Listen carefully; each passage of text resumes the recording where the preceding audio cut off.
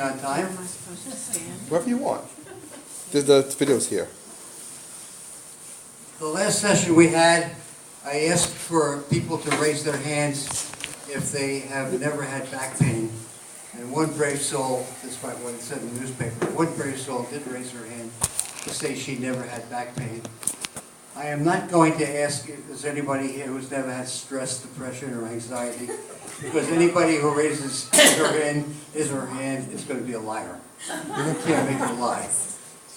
Dr. Patrcia Woods is the Director of Mental Health Services at Queens' largest hospital. That means she is responsible for the mental health of how many employees? A couple of thousand? 4,600. 4,600 employees, and at any given time, 800 patients or so. And she has to either take care of them herself or direct somebody else to take care of them. It's obviously a big job, and she does a terrific, terrific job doing that. And she's here to talk about something that we unfortunately all deal with either on a personal level or with close relatives.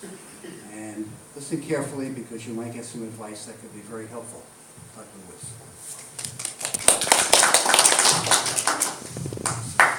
Do I need to use a microphone? Because Yeah, it's always better to use it. I can't multitask like this with the... I'll change the slides if you want. Okay. It's not a Thanks. problem. All right. Do you want questions now or at the end? During the presentation, but I'll say that in a minute. Okay, thank you very much, Dr. Bright. It's my pleasure to be here with you this evening. I'm so happy to see so many faces. For some reason or other, I thought that your facility, your beautiful synagogue was around St. John's. And I worked at Queens College for many years. And the chairman of our department at the time was Dr. Norman Fredman. And Norm lived by St. John's. And he used to say to me, anytime he was late, "They did it again, Patricia. Can you imagine the chutzpah of those kids from St. John's? They parked in my driveway." And I'd say, yes, I can imagine. But at any rate, I'm really happy to be here with you this evening, and thank you very much for coming. So during the presentation, if you have any questions, please just raise your hand. It'll be fine to ask then, rather than trying to remember as we go through. So. All right, first slide, please.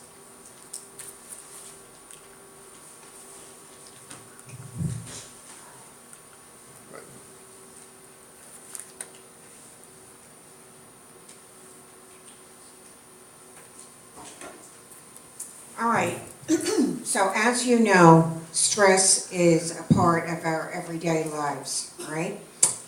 And it's a normal reaction to any situation when we are under pressure. And part of our primal fight or flight response is intended to keep us safe. So examples of stress, of course, would be you're stuck in a traffic jam, or you're running late for an appointment, or you have difficulty meeting a deadline, or you're worried over a loved one. What are some other examples that stress you out? Cash. Money. Money. Absolutely. So, anxiety includes feelings of stress long after the actual event has passed. And this constant feeling of being stressed is classed as anxiety. These feelings include a continuous daily feeling of uneasiness, apprehension, or fear, and you get this feeling in the pit of your stomach or in your chest, particularly when you're constantly being placed in the same situation. So, as Mel pointed out, a constant worry over finances is a very good example of everyday stress, and one usually that just kind of bubbles under the surface. Over time, stress is going to become anxiety. the anxious feelings can be constant, or they'll come on for no apparent reason at all. Okay?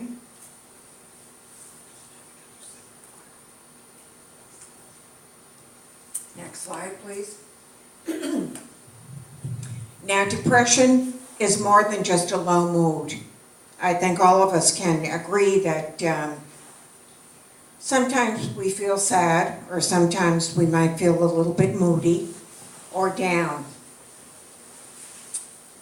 But depressed people feel sad, moody, or down much, much more intensely, and for longer periods of time, often weeks, months, or years. They find it hard to function, and they feel that the enjoyment has really been taken out of their lives. So depression is one of the most common mental illnesses today in our society. And 1 in 5 people are going to experience depression at some stage in their life. Untreated depression may lead to thoughts of wanting to die. So when you start having thoughts of wanting to die, they call this suicidal ideations. But when it becomes a real, so let's say, for example, someone comes into the hospital and they'll say to me, well, you know, I just really want to die. It's important, and you have to take that seriously. However, you want to find out whether or not they have a plan. Well, how is it that you're going to do this? So that's what's important there. Stress is a precursor to anxiety, and anxiety is a precursor to depression. If the stress is not released after the event has passed, then that worry is going to be ingrained as anxiety. So when the person is suffering from constant anxiety for a long period of time, the chances are you're going to slip into depression a lot easier. And this then becomes a vicious cycle. Next slide. So when is it more than stress? How are you going to know that you're more than stressed out? Well, if you've been experiencing 3 or more of the following signs for more than 2 weeks, you're no longer stressed. You are depressed. So the first one is you're feeling sad, you're irritable, you're angry, you're losing interest in most of your activities, maybe coming here or, socializing. You're having trouble concentrating and remembering. You're feeling tired. You have very little energy. You're feeling worthless and guilty. And of course, the other side of guilt is anger. You're feeling anxious. You may be sleeping too much or too little. You may be eating too much or too little. You may have medically unexplained aches or pains, maybe a stomach ache, maybe a headache. You're abusing alcohol, maybe other drugs. And you're thinking of death and suicide. If in fact that's the case, or it's a friend or a family member, you don't want to waste any time going to the nearest hospital emergency room. Any questions so far, or any comments?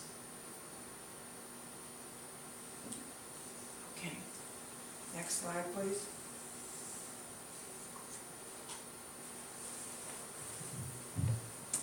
So the best way to really understand the differences between anxiety and depression is with the primary symptoms. So with anxiety, it's apprehension over what's about to happen and what could happen in the future. So you're worried, you have these thoughts all the time, or a possible belief something could go wrong. So in other words, the person has absolutely no peace of mind. You feel like you need to run away or avoid things that could cause further anxiety. With depression, there are feelings of sadness about the future as though it's hopeless. So it's gloom and doom, there's no hope in the future. There's a feeling of listlessness and a lack of belief that anything positive is going to occur in your life.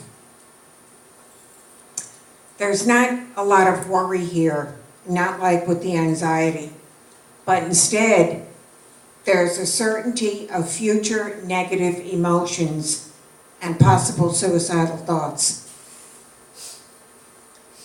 So those with anxiety find themselves feeling like something bad will happen, and they're worried that it will. So it's that constant worry, it's that constant lack of peace of mind. But those with depression often assume a bad future, and they don't expect anything else, or they think there's nothing worth preventing.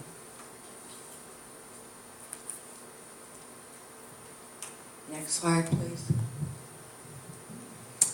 Now, depression may occur after the individual experiences anxiety. And the person who deals with severe anxiety may end up feeling drained, may end up feeling fatigued, hopeless once the anxiety is over. So this is why the two conditions may be a little bit difficult to tell apart. Those with depression may still feel and fear certain things getting worse, but they already believe that the future is less positive.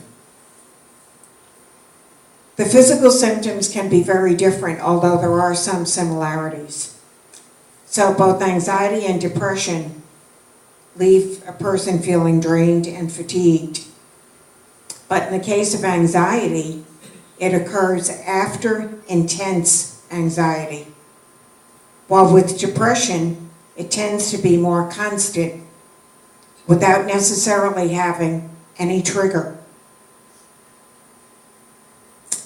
So other physical symptoms in terms of anxiety, it's the fight or flight response symptom, such as shaking or sweating, feeling fear, feeling the need to run and be on the move, fast heart rate, bowel issues, hyperventilation. Now, can you or anybody you know identify with anything that we've discussed so far? Well, think about it as we go on. Next slide. So the symptoms of depression is a severe lack of energy. People who are really depressed have difficulty getting up out of bed in the morning. They have flat affect. You know, there's no emotion, there's no smile, there's nothing, it's just flat. Along with slowed thinking and behaviors. They have severe appetite changes. They're either eating too much or they're not eating enough to sustain them. They have headaches. They have issues sleeping. Depression certainly does have fewer physical symptoms, that's true. However, the mental symptoms can be so dangerous in terms of suicidal ideations, and the lack of energy is so pronounced that many people with depression deal with intense struggles every single day of their lives. So if something manifests itself in someone who's overly emotional, would that be anxiety versus depression? Can you give me an example? They just can't stop crying. They're just overwhelmed. Mm-hmm. You know, that depression sounds like a very lethargic thing, whereas anxiety sounds like a very electric thing, from the way you're describing it. Right, but with depression, a person can be crying and crying and crying and crying. The key is, how long has this been going on? And are there any other symptoms? But can't you experience both? Or is it just? You can experience anxiety and depression. However, the anxiety generally leads to a depression, and you don't want it to go to major depression. You know, major depression is what we call also known as clinical depression. And these symptoms that I spoke about earlier, they last for a very long period of time. Whereas when you're going from anxiety to depression, the depression could be mild. Does that answer your question? Sort of. I guess my thinking is that people, from my experience with anxiety, it's these flare-ups. Does that make any sense? Whereas depression, it seems to be a continuous line of something. I don't know if that makes any sense. Yes, it certainly does make sense. You know, when somebody is anxious, and I think as we go on, it'll be explained a little bit more. Sometimes they rationalize it and they'll say, you know, that's just who I am. Or, you know, that's just me. However, when somebody is really anxious and suffering from anxiety, they are constantly worried. They are constantly saying, well, what if this happens tomorrow? Well, what if it doesn't happen? What do I do then? It's this constant worry. Whereas somebody, and they're talking all the time about it. Yes. Does that help? Totally. Yeah. Okay, all right. Thank you for the question. Question, over here, question. I'm sorry. Yes? So if you've got a person who's got so much on their plate that they have good reason to be anxious a good deal of the time, and I know people in this situation, I've been in that situation.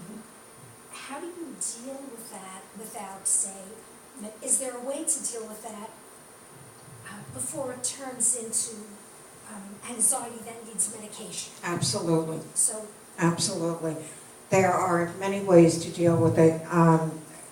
We're getting a little bit ahead of ourselves, but that's okay. We can talk about it now. They can try to relax through meditation. They can try to relax through yoga. They can try to relax through exercise.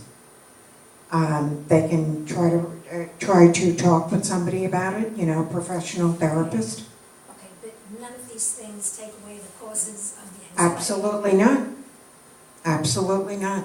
That's not going to happen. I mean, your bills aren't going away.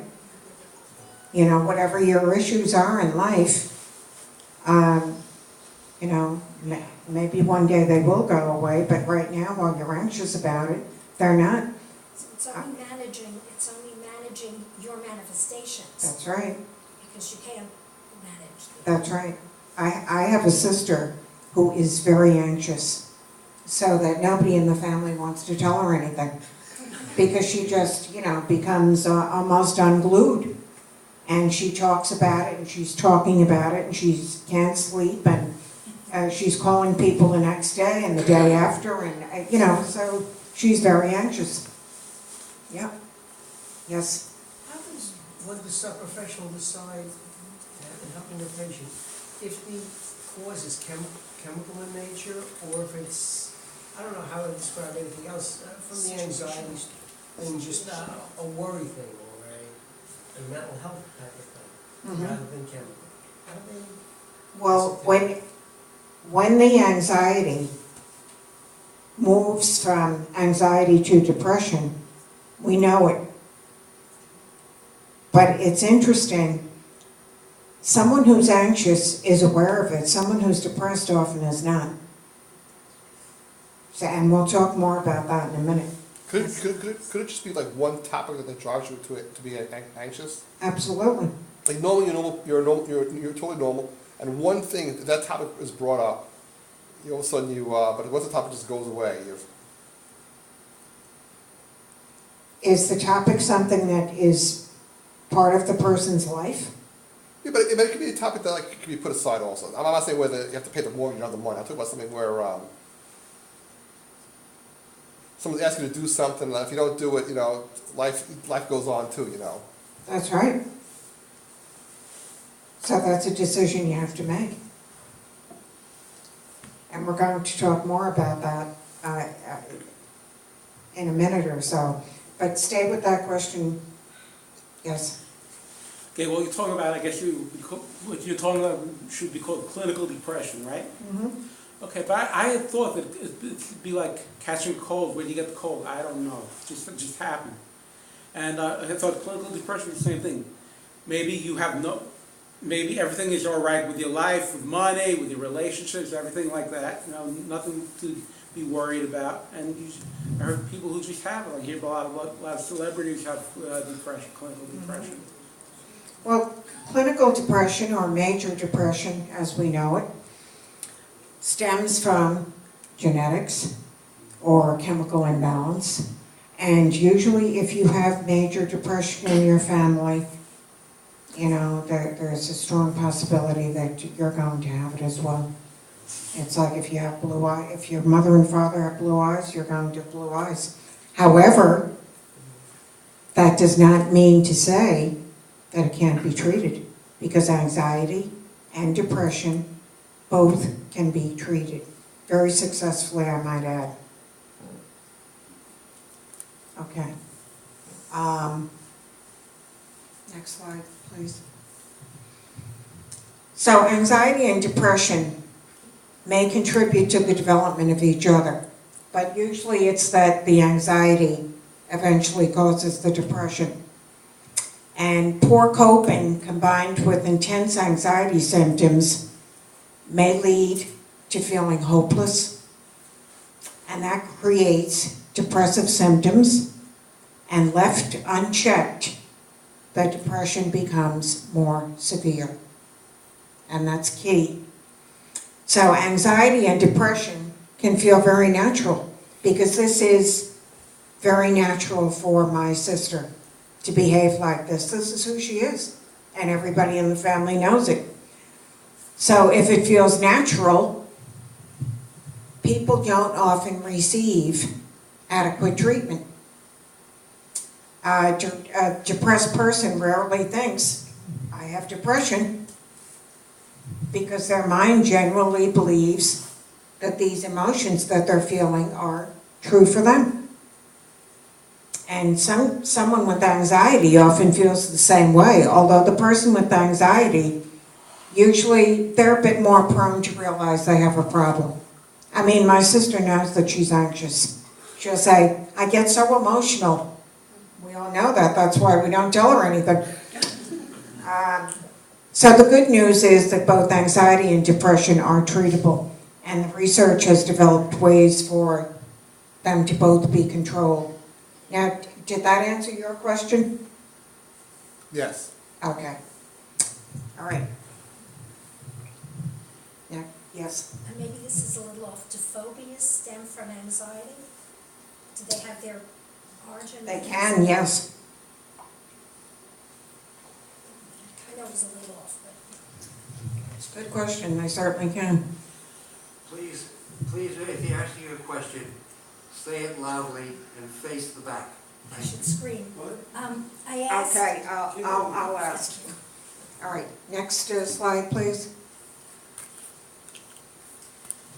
All right, let's go back to stress, because that's really what most people can relate to. Stress is defined as a state of mental tension and worry caused by problems in life. So every Tom, Dick, and Harry has stress in their lives. Over time, stress can affect you mentally and physically.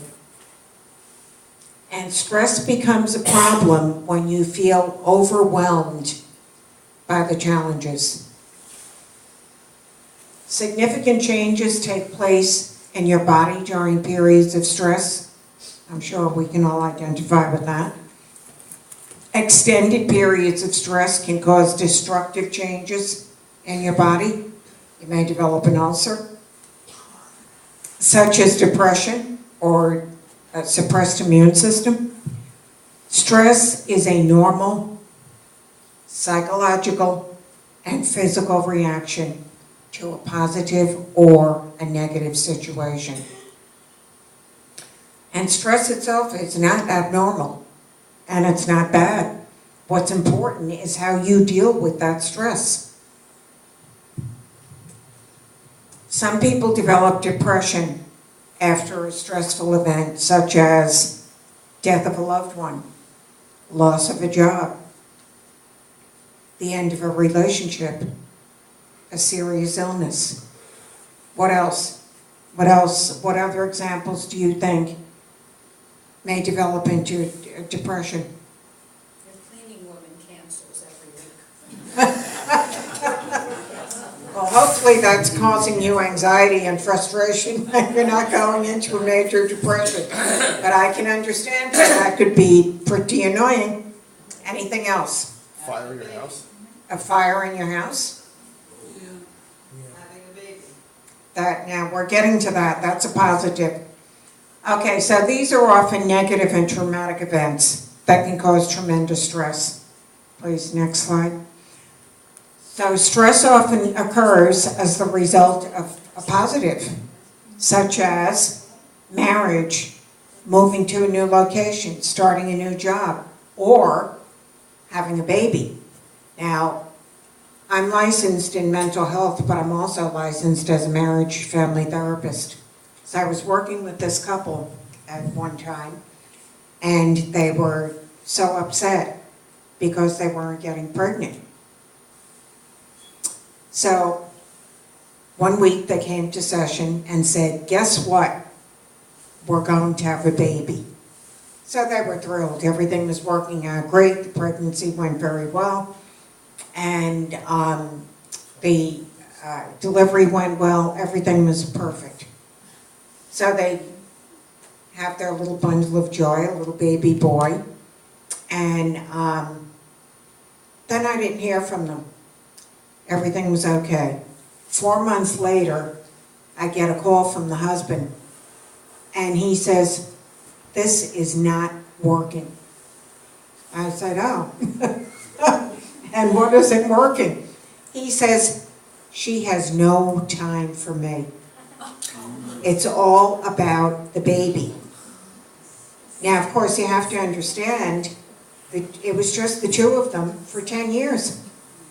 So he was feeling very left out. He was feeling very abandoned. And talk about stress. They were both under tremendous stress. And she was in particular. So they started coming back and, you know, we worked things out. They decided that they were going to have a date night. So every Friday night, her mother or his mother would come and mind the baby and they'd go out for dinner. So it worked out fine.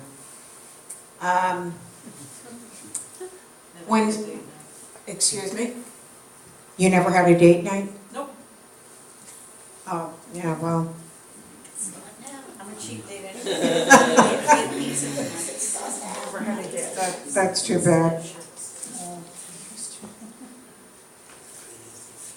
Okay, so stress often occurs as the result of a positive event. We said that. Now, the issue is when stress response fails to shut off and to reset following a difficult situation, stress can cause depression. People often think there's nothing they can do about their stress level because the bills aren't going to stop coming. There will never be more hours in the day for all of your tasks. Your career and family responsibilities will always be demanding. But guess what? You have more control than you think. And the simple realization that you have a good deal of control over your life is the foundation of stress management. And what do you think about that? It's quite a concept. How many of you think that you have a great deal of control over your life? Raise your hand. Okay, so not too many. So those of you who do not, What's your reason for that? Let's talk about this. This is important. So what's the reason that you do not think you have a lot of control over your life? Other people in your life. Other people in your life.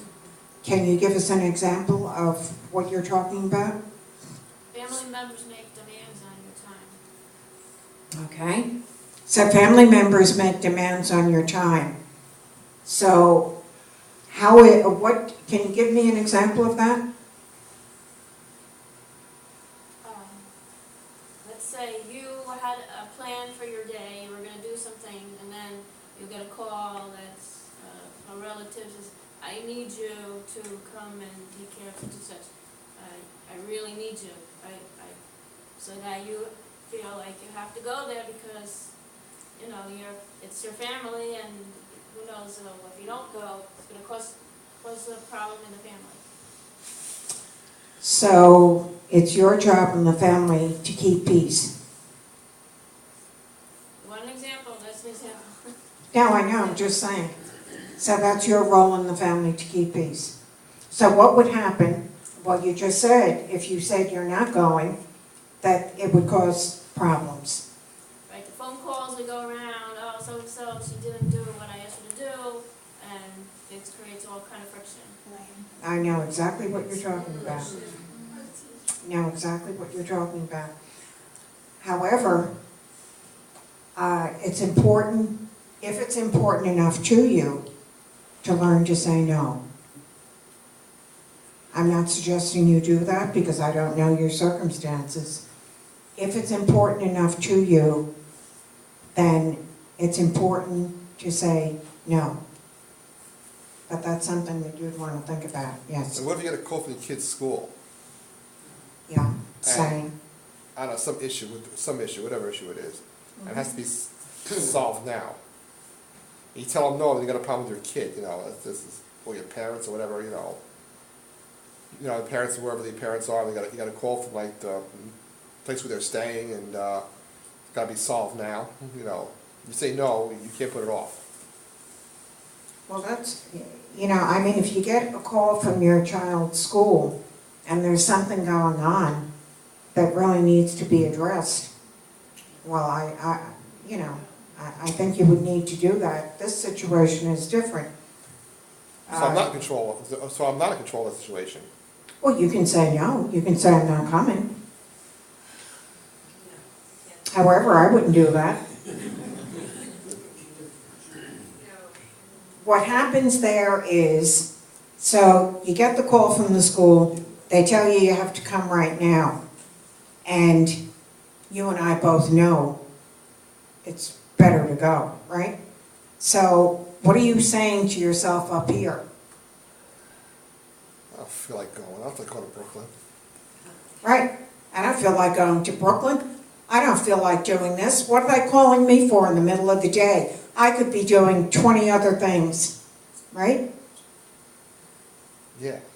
Okay, so you see, you have control over your thoughts. So rather than saying, I don't feel like doing this, I can identify with what you're saying because I'm a volunteer for the American Red Cross, and I got a call one Sunday and it was pouring. I didn't want to go out, but there was a place in Far Rockaway that had a fire and everyone lost everything, and so I'm in the car raving to myself all the way down to Far Rockaway. I don't want to do this, it's pouring rain, I must be out of my mind, I could be home watching a movie or whatever. So I got there, and one of the victims who lost everything said to me, "Thank you so much for being here with us." Can you imagine how I felt? I wasn't raving coming back.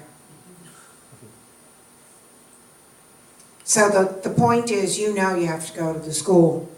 So rather than becoming angry about it and getting yourself all worked up, it might be that you could say, "Thank God I have my car to get into. I don't have to take the train, or thank God that I have my 2 legs to carry me to my car, or whatever. But it's what we tell ourselves about these things that causes us the stress, not the event itself. Do you follow me? Yeah, no. Yes. I'm sorry, I'm having a little trouble I understand what you're saying, but when you have somebody who's in a situation who's a full-time caregiver, I'm sorry? what if somebody's in a situation where they're a full-time caregiver? Right, They don't have any choice. right, It's not a choice, it's a fact that they have to do this. right. And it's not that you're unhappy that you have to do this, you're unhappy that you have to do this all the time. That's right. So, spin that for me, please. That is a very difficult situation to be in. Absolutely and positively. And, we know the patient is being cared for, but what about the caregiver? There is little, if any, attention given to that human being. So that when I work with someone who's a caregiver, or work with a patient, I always take a look at everybody in the family, because that patient's illness is affecting every single family member, especially the caregiver. So yes, I will tell you, you could say to yourself, I'm not doing this. Wait 1 second. It's out of the goodness of your heart that you're taking care of that person, whoever the person is. That's number one. Secondly, someone in that situation, it would be great if you could find respite, even for a couple of hours a week, where you could go out and do something on your own and just have a little bit of free time. Now, if it's a hospice situation, I know that they do come in a few hours a day, where you can, kind of go out, and even if it's just to go to the supermarket on your own. But that is a very difficult situation. But I think that, again, it's interesting, because when you are a caregiver and the person is ill, and you know that you may be the only person to take care of that individual, the burden, and I am going to use the word burden even if it's a loved one, is tremendous. It is absolutely tremendous. And it's very important for you to take care of yourself so that you're there for that person. Does that answer your question? It's a very nice answer. It doesn't solve the problem. Oh, no, it doesn't. Well, as we said, the bills aren't going away, the responsibilities aren't going away. It's what we tell ourselves. And what you tell yourself may help. Now, here's a personal example. My husband died of cancer in my hospital. And while he was ill, I was trying to take care of him. I was trying to work. I didn't know what to do. And one day, I take care of the employees. If they have an issue, they come over and see me. So one day, this young woman came over, and she started telling me about an argument that she and her husband had. And I'm saying to myself, oh, you've got to be kidding me. My husband is dying on the 6th floor, and you're telling me about an argument that you had with your husband, which seemed quite trivial. However, I caught myself, and I said, you know what? You don't get to do this, because this is your job. This is what's important to this woman at this time, and if you can't do it, you have to take a leave or do something. So in terms of your situation of being the caregiver, and what helped me is that every time someone came into my office, before they arrived, I would always say, God, help me to help them. And I do that no matter who I see. And it does help, because it's definitely a difficult situation to be in. But I think it's, when I turned it over to God and asked for help, it didn't seem to be quite as much of a responsibility as it did prior to that. I don't know if that helps. Thank you. Thank you. Yes, What about the situation where the person who's always been the caregiver is now the patient? it's a tough one. It changes the entire family dynamic. Absolutely. It puts burdens on other people that the patient does not want to be, I mean, she doesn't want, I don't want to give up the responsibilities. But I Yeah, can't do it anymore. right, And there's the guilt, right. and there's the frustration because, you know, you were always the one to drive out to Long Island and take care of your mother-in-law and then and take care of your husband and take care of your grandkids. You can't take care of yourself. So there is guilt, and remember earlier I said the other side of guilt is anger. So where is the anger coming from? That's one question you'd want to ask yourself. But you know, everyone in this room, it's my belief that we have a responsibility to take care of ourselves. You know, when you get into the plane and they start telling you about what you have to do, they always say, you put on your oxygen mask first and then help the others. Well, if you and you don't have on your own oxygen mask, how can you be there to help others? It's not the problem of the oxygen mask. I can get my own oxygen mask. The problem is I don't have a stewardess coming up and down the aisles telling me which way to go. We can all grab an oxygen mask. We Right. can't have, I'm not an octopus. I'm just not. So when you say you don't have someone to tell you where to go, you mean in terms of the person who's ill? I'm talking about support systems in general and how they're lacking for full-time caregivers. Oh, absolutely, And yeah, that's the problem. And Yeah. you can get respite, you can get all these things, but Right. these people move on.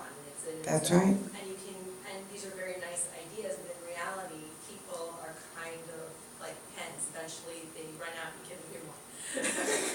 You know? So, and then it's starting over with the whole new training, the whole new this, the whole new that, the whole, you know. And until the problem itself dissipates, which it probably won't, it's gonna be that cycle. I mean, it's taking care of myself is not the issue. right. It's having the other hands to help me take care of what needs to be done, including myself. Well- Because I don't think there's any kind of protocol within a community setting or a school setting or even a hospital setting to help the caregiver do those things. You know, like when we sit Shiva, there's a protocol. We all know that we go to the funeral, we come back, we let the person sit for a day, and then when we go, and then we know what to do because we've been told what to do, it's been written out.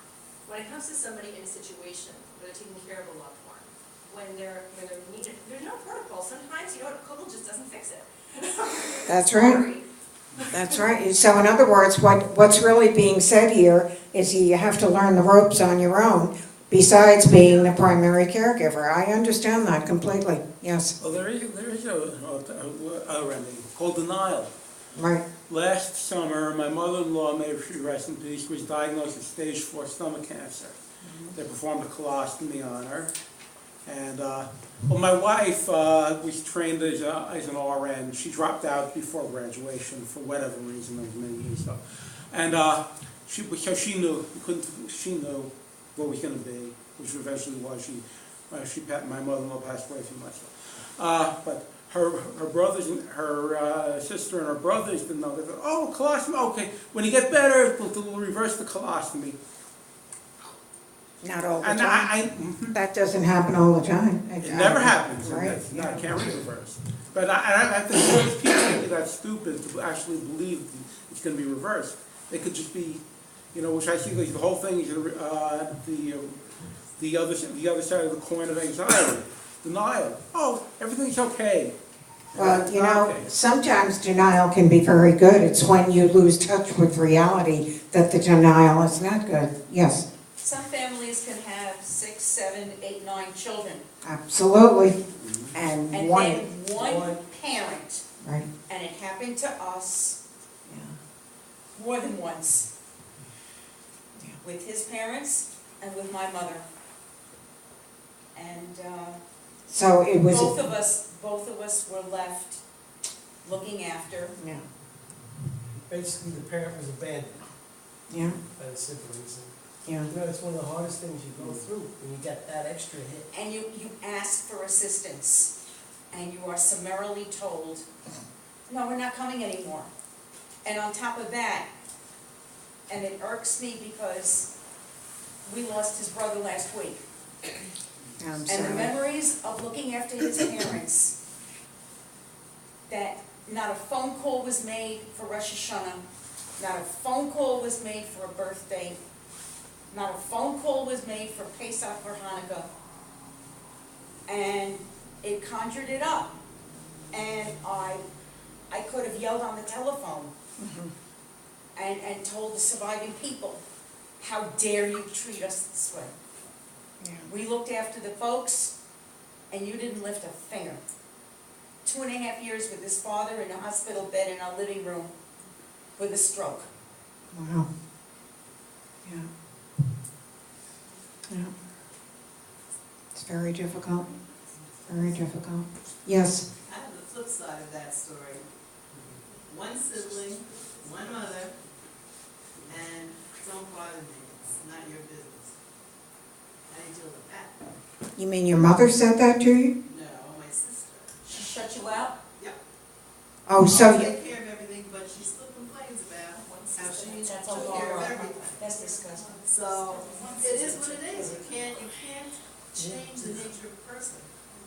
It's never different, if you look back into Talk your about childhood, and stress. these siblings you're talking about, you'll find the same characteristics they had as kids now.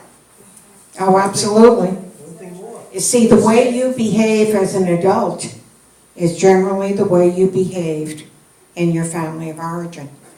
There's, yeah, unless you went into therapy and made changes that you wanted to make. Okay.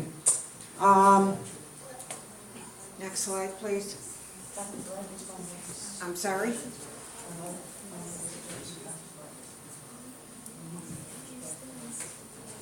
Okay.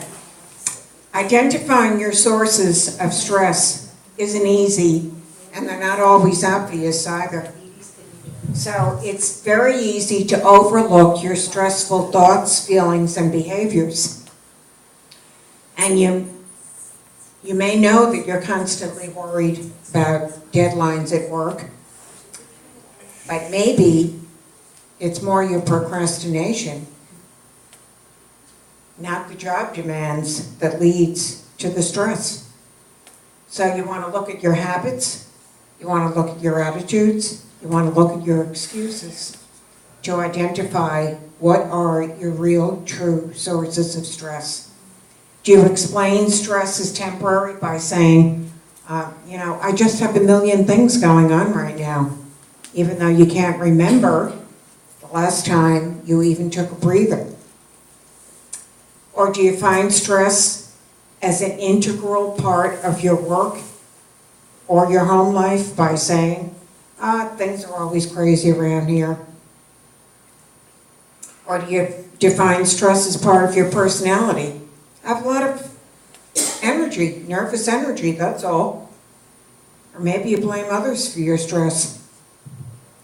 Your stress levels will remain outside of your control until you accept responsibility for creating and maintaining it. So that goes back to what we were saying in your case. So coping with stress.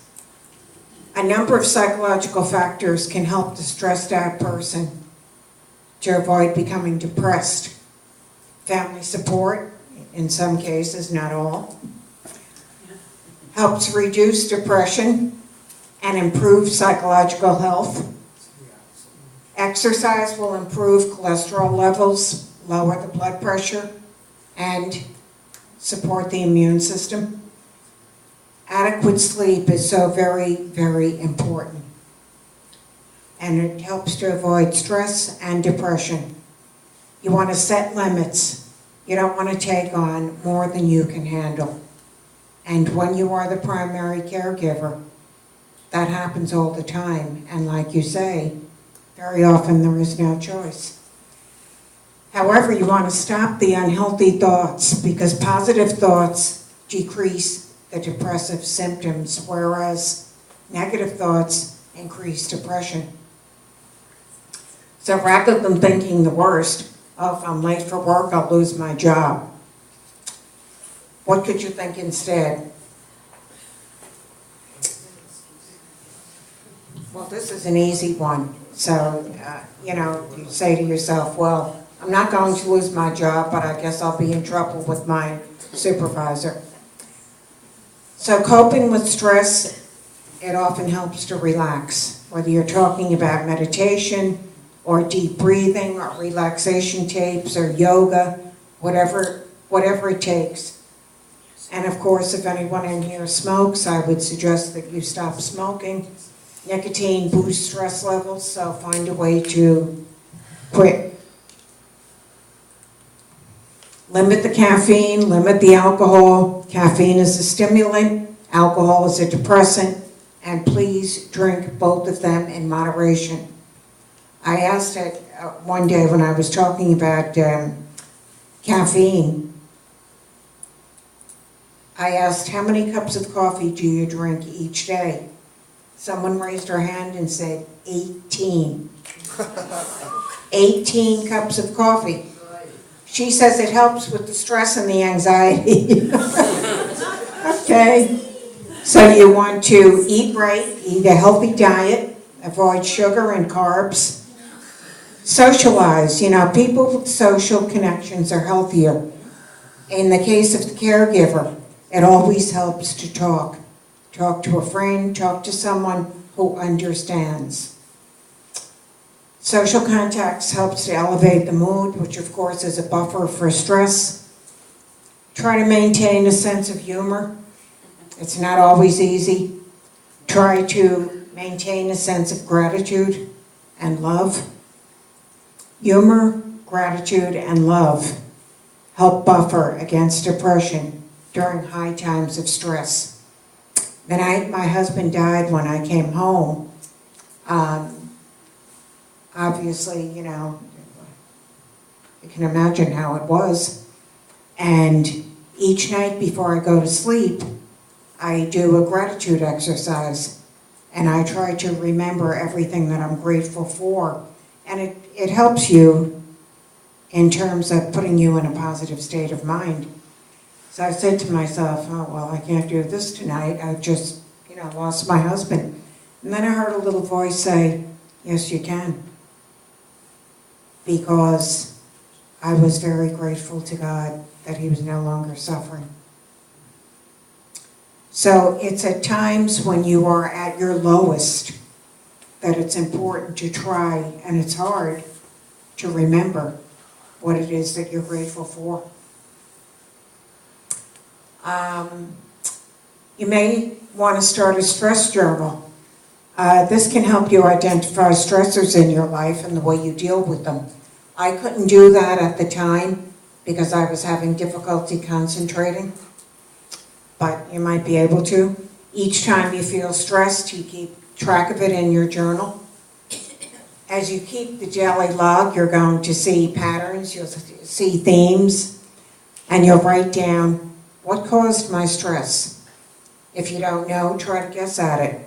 It was that call from my sister. I know that's what did it. Write down how you felt physically and emotionally, how you acted in response, and what you did to make yourself feel better. It's nobody else's responsibility to make you feel better. And if you don't take care of yourself, no one's going to do it for you. Just 1 second.